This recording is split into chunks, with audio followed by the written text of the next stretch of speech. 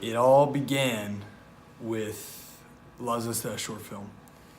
It was a strange sort of unprecedented idea that had never been executed before.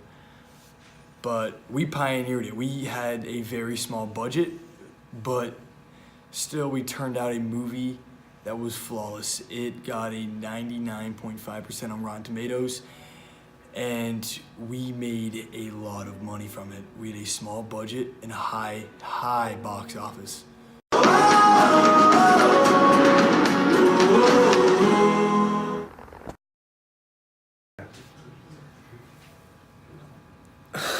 I mean, the fans had never seen a movie like this. There was, vivid imagery. There was intense action. And, great effects, given the budget we had. And they were blown away, so they demanded a second one. And in the second one, because of the popularity of the first one, we were able to expand our budget and use better technology, and guess what? The second one had great effects too. So, it's a truly special series, You want to talk about La Zesta Dos? Oh yeah. That movie was in pre-production for, I want to say, at least 5 years. It took a lot of effort from both on the part of the directors, the actors, the producers to get that movie on board, because we lacked funding, we lacked a script for so long, but when it came together, it made a statement that La Zesta wasn't just a one-trick pony. We were ready to go. We were ready to become the franchise of the future. No se puede entrar. No se puede entrar. No se puede entrar. We had a multitude of sponsorships from, the plethora of avid fans around the nation. One guy, big oil guy from Texas, gave us, around $30 million, which was huge. It was huge. And we actually spent that money on, renting the helicopter for the helicopter scene, the pyrotechnics for the explosion scene that actually generated 2,000 newtons of force. So yeah, the gear we had, it was special for those of us four. So you play Jose. What's that like? Well, first off, Jose, just as a character, he's pretty conflicted. You see, he's a ZA agent, but he's also hooked to Zestas himself, so, it's kind of just, he's not your perfect character. He's kind of an anti-hero, which makes him a difficult character to get into the mindset of, but, when I get the script and when I see my lines, I have to think like Jose. I have to become him in order to, make my performance as Jose the best I can every day I show up on production. So I guess that's what it's like to play Jose. How's working with Director Stewart? Well, personal opinion, Director Stewart's kind of a total hack. Sometimes he just doesn't have any respect for the creative process. He'll take shortcuts. He'll only film one take for scenes, and sometimes he makes creative choices that I and other actors on set don't approve of. But end of the day, he's my director, and I just gotta follow what he says. So, yeah. We had some fun on set.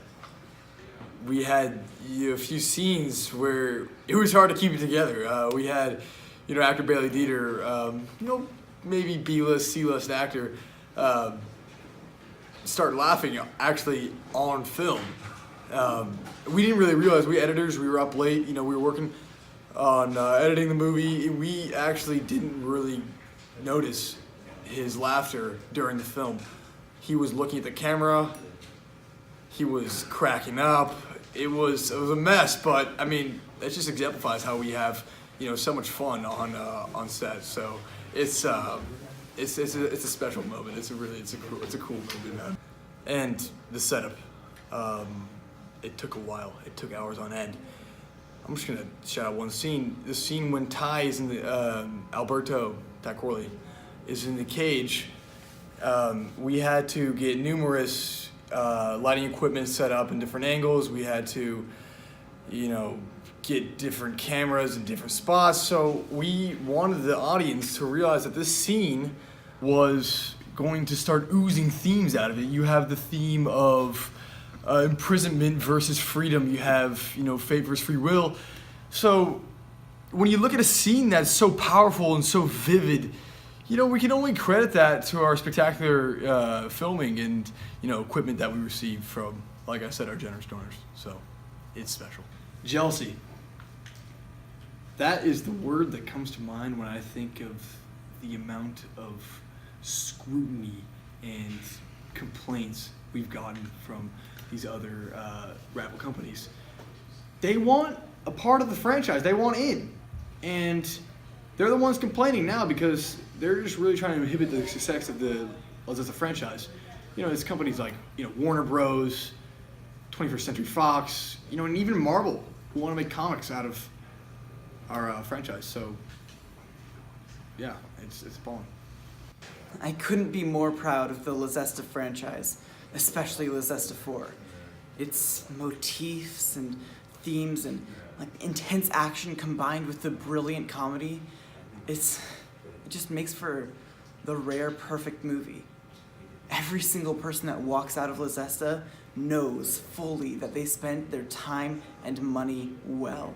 Unquestionably the worst movie any of my students have ever made. I wish I could disavow having taught them anything. I don't want my name linked to it. It's puerile, sophomoric, pathetic, just no class, no thought went into it. It's just give a monkey a camera and turn it on. That's the best. Claro. What is so special about the Zesta franchise is that the movies have a certain philosophical flair to them. Each movie has its own deep underlying cultural meaning that has inspired so many film directors across generations. Zesta epitomizes the upper echelon of modern cinema. La Zesta is one of my favorite films to this date. I've been an avid fan since day one with La Zesta short film. It's really impactful in my life, and I don't really appreciate the hate it gets from a lot of people, and I think that is one of the greatest franchises that I've ever watched. Zesta has really changed my life, I would say. It's kind of like my Bible. I used to smoke Zestas on a pretty daily basis, but after watching the Zesta franchise, I've been clean for 5 years. So yeah, thank you for turning my life around. I actually had a dream, a few months before the release. People, the critics were like, where's the emotional song that, was crucial to every action movie? And I woke up and I was like, Binion. Mark Binion was the solution. We need an emotional soundtrack to cap off the movie in an elegant manner. And so, Binion's one of my long-time buddies. And Binion was the guy I wanted.